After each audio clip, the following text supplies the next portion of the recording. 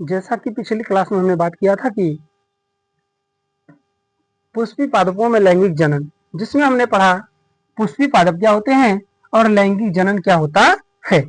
उसी में आगे आज हम पढ़ते हैं जी कि पुष्प क्या है और पुष्प की संरचना क्या है, जिसमें कि इसके कौन कौन से भाग होंगे जो कि लैंगिक जनन की प्रक्रिया में भाग लेंगे और कौन से ऐसे भाग हो सकते हैं जो कि लैंगिक जनन की प्रक्रिया में भाग नहीं लेंगे। ठीक, तो बात करते हैं पुष्प की। तो जैसा कि उस दिन भी बताया गया था, रूपांतरित तना को पुष्प कहते हैं। कोई भी जो पुष्प होता है वह तने का ही रूपांतरण होता है, इसीलिए कहा गया कि रूपांतरित तना को ही पुष्प कहते हैं। Modified shoot is called flower. Modified shoot is called flower. रूपांतरित तना को ही पुष्प कहा जाता है। आगे हमने पढ़ा कि पुष्प के 4 भाग होते हैं। कोई भी पुष्प है उसके मुख्य रूप से 4 भाग ही आपको देखने को मिलेंगे। वो कौन कौन से हो सकते हैं? Calyx, Corolla, androecium, gynoecium. कौन सी जी? कैलिक्स जिसे बाह्य दलपुंज कहेंगे, कोरोला जिसे दलपुंज कहेंगे, एंड्रोसियम जिसे पुंमंग कहेंगे, गैनोसियम जिसे जायांग भी कहते हैं। तो कोई भी पुष्प है तो उसके मुख्यतः 4 भाग होते हैं। तो हम इस संरचना के द्वारा समझते हैं कि पुष्प में कौन कौन से भाग हैं जो कि आवश्यक हैं और कौन कौन से भाग हैं जो कि सहायक होते हैं। ठीक, तो मेनली हम इसमें बात करें तो यह जो 2 भाग होते हैं कैलिक्स और कोरोला, यह पुष्प के सहायक भाग होते हैं। सहायक भाग होते हैं और जो पुमांग और जायंग होते हैं यह पुष्प के आवश्यक भाग होते हैं। यह पुष्प के आवश्यक भाग होते हैं, जिसे हम पुष्प का जनन अंग भी कहा जाता है। जिन्हें पुष्प का जनन अंग भी कहा जाता है। ठीक, अब हम समझते हैं पुष्प में कौन कौन से भाग हो सकते हैं। ठीक, तो पहला बात किया जाएगी कैलिक्स। तो यह जो नीचे संरचना आपको दिखाई दे रही है, कोई भी पुष्प है उसमें आप देखते हैं तो नीचे उसके जो रंगीन पार्ट होता है उसके जस्ट नीचे आपको हरे रंग की संरचना दिखाई देती है, जिसे कैलिक्स कहते हैं। जिसे कैलिक्स कहते हैं। कैलिक्स की जो इकाई होती है, कैलिक्स की इकाई सेपल होती है। सेपल, अतः हम कह सकते हैं सेपल के समूह को कैलिक्स कहते हैं। क्या कह सकते हैं जी? सेपल के समूह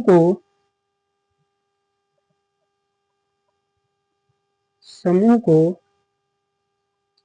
कैलिक्स कहते हैं।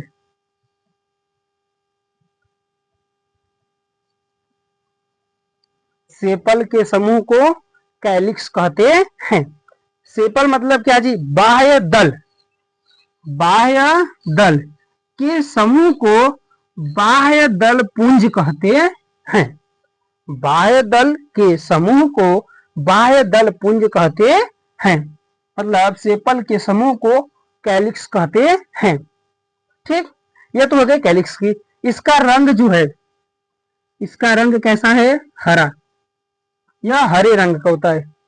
कोई भी पुष्प है उसमें इसका जो रंग होता है यह हरे रंग का होता है। यह पुष्प का सहायक भाग होता है। यह पुष्प का सहायक भाग होता है। तो यह हो गया हमारा कैलिक्स के बारे में, जो कि यह संरचना नीचे है, इस वक्त साइड भी है और यहाँ पर भी है। ठीक, अब बात करते हैं दूसरा पॉइंट कोरोला की। कैलिक्स समझ में आ गया होगा। कैलिक्स, इसकी इकाई सेपल। सेपल के समूह को कैलिक्स कहेंगे। यह हरे रंग का होता है और यह पुष्प का सहायक भाग होता है। ठीक, अब दूसरी बात करते हैं जी कोरोला की।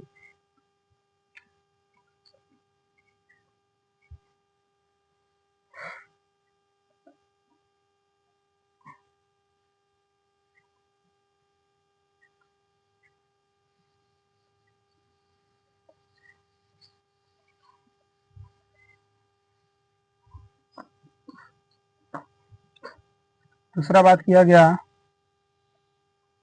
कोरोला।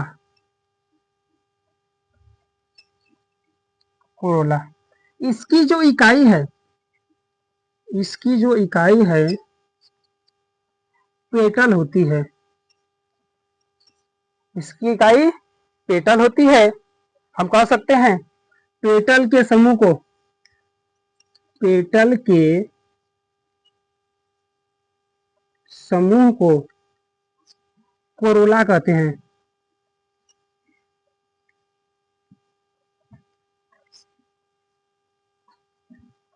पेटल के समूह को कोरोला कहते हैं। Group of petal is called Corolla. Group of petal is called Corolla. Petal के समूह को कोरोला कहते हैं। इस पेटल को हिंदी में अगर कहें तो दल कहते हैं। और कोरोला मतलब दल पुंज। तो दल के समूह को दल पुंज कहते हैं। दल के समूह को दल पुंज कहते हैं। अगला जी, यह जो पेटल या कोरोला है यह रंगीन होता है। यह रंगीन होता है। पुष्प में यह कैसा होगा? रंगीन होता है। यह अनेक रंगों का हो सकता है। यह नीला भी हो सकता है, लाल, गुलाबी, पीला इत्यादि रंग का हो सकता है। बट यह जो कैलिक्स है यह ओनली ग्रीन इन कलर होता है। यह केवल कैसा है जी? ग्रीन इन कलर होता है। आगे, यह तो इसके कलर की बात हो गई। अब आगे हम बात करते हैं जी, यह जो दल है, पंखुड़ी है जो, यह कीटों को आकर्षित करने में मदद करता है। क्या काम करता है? कीटों को आकर्षित करता है। आकर्षण जब करता है तो क्या होंगे? वह परागण की प्रक्रिया में भी मदद करता है। तो यह क्या काम करेगा?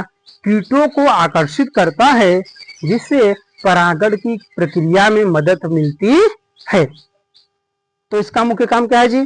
कीटों को आकर्षित करना। यह कीटों को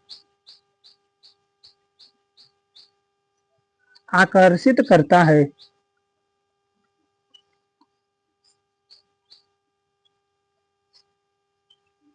यह कीटों को आकर्षित करता है जिससे कि परागण की प्रक्रिया में मदद होती है। क्लियर?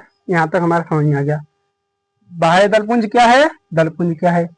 अब हम बात करते हैं एंड्रोसियम की। किसकी जी? एंड्रोसियम की। ठीक, तो यही जो हमारा पार्ट है यही क्या है जी? एंड्रोसियम। इसी को हम जानते हैं एंड्रोसियम के नाम से, इसे पुमंग कहा जाता है।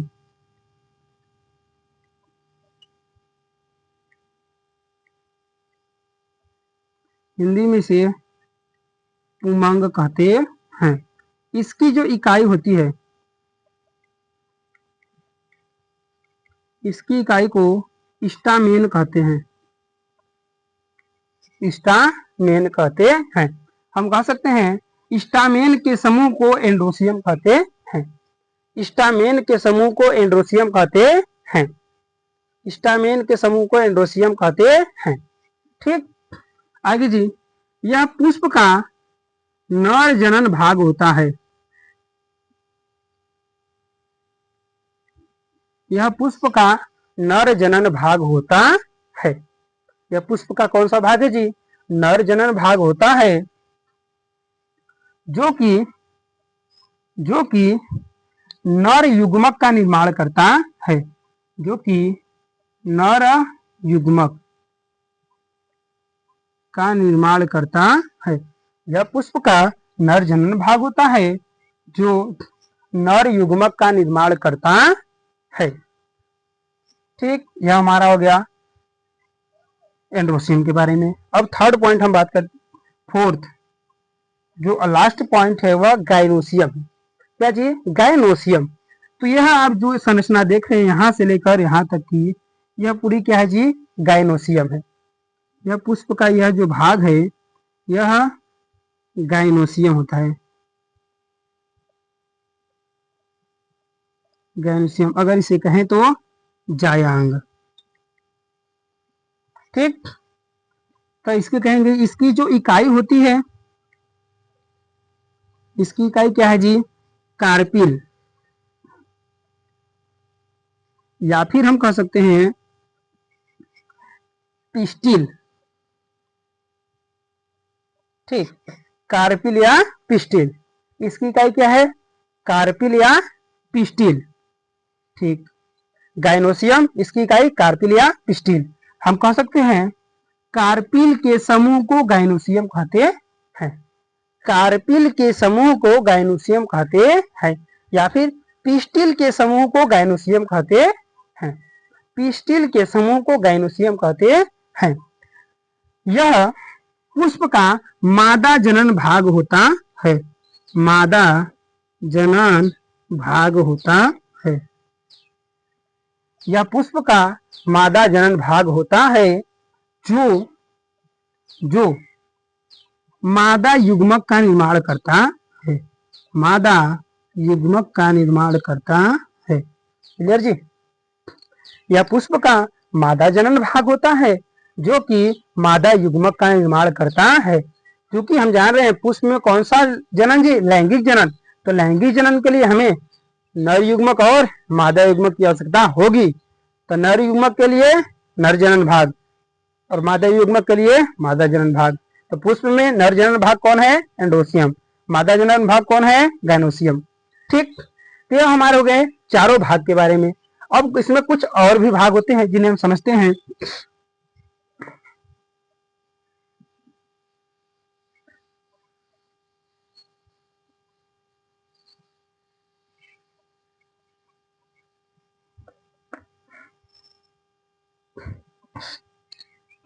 जैसे में एक बात किया जाए तो यह क्या है? थैलेमस।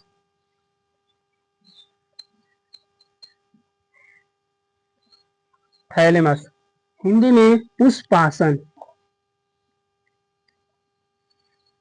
पुष्पासन, तोड़ दो, पुष्पधन आसन। पुष्पधन आसन, पुष्प के आसन को पुष्पासन कहते हैं। पुष्प के आसन को पुष्पासन कहते हैं। ठीक, अतः हम कह सकते हैं पुष्प का वह भाग जिस पर पुष्प का वह भाग जिस पर पूरा पुष्प स्थित रहता है उसे पुष्पासन कहते हैं। पुष्प का वह भाग जिस पर पूरा पुष्प स्थित रहता है उसे पुष्पासन कहते हैं। ठीक, आगे जी। अब इसी पुष्पासन में अगर देखें, ठीक, तो यह हमारा पुष्पासन हो गया। अब यहाँ पर हमने देखा कि मेल क्या है? सॉरी, फीमेल पार्ट है।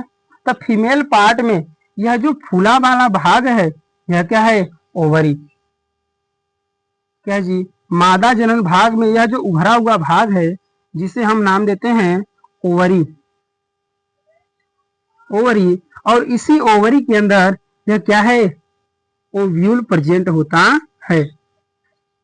ओव्यूल क्या होता है जी? प्रेजेंट होता है, जिसे हम ओवा भी कहते हैं।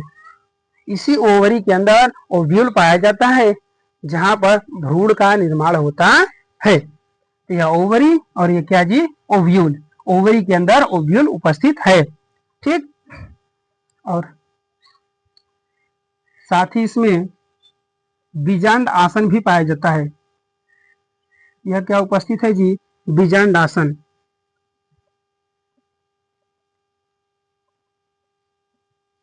बीजांड आसन, जैसे पुष्पासन, पुष्प के आसन को पुष्पासन, वैसे ही बीजांड आसन, बीजांड के आसन को बीजांड आसन कहते हैं। बीजांड के आसन को बीजांड आसन कहते हैं। तो हम कह सकते हैं कि देखो उपस्थिति कहाँ है? पहले तो जायांग में। तो जायांग में उपस्थित वह भाग, जायांग में उपस्थित वह भाग जहां पर बीजांड स्थित रहता है उसे बीजांड आसन कहते हैं। बीजांड में उपस्थित वह भाग जहां पर बीजांड उपस्थित रहता है या फिर जिस पर बीजांड बैठा हुआ है उसी को हम बीजांडासन कहते हैं। इसी बीजांडासन को हम अपरा के नाम से भी जानते हैं। इसी बीजांडासन को हम पुष्प में अपरागण का भी नाम दे सकते हैं। तो यह हो गया हमारा पुष्प के संरचना के बारे में। ठीक, यह क्या हो गया जी, पुष्प के संरचना के बारे में। अब हम, क्योंकि हमें पढ़ना है सेक्सुअल रिप्रोडक्शन, इसलिए हमें मेल गैमिट और फीमेल गैमिट चाहिए। तो हमें क्या कर लेकर चलना है जी, एक लेकर चलना है एंड्रोसियम को और दूसरा लेकर चलना है गायनोसियम को। ठीक, तो एंड्रोसियम को हम लेकर चलेंगे तो वहां पर फॉर्मेशन करेंगे मेल गैमिट का, और गायनोसियम को लेकर चलेंगे तो वहां पर फॉर्मेशन करेंगे फीमेल गैमिट का।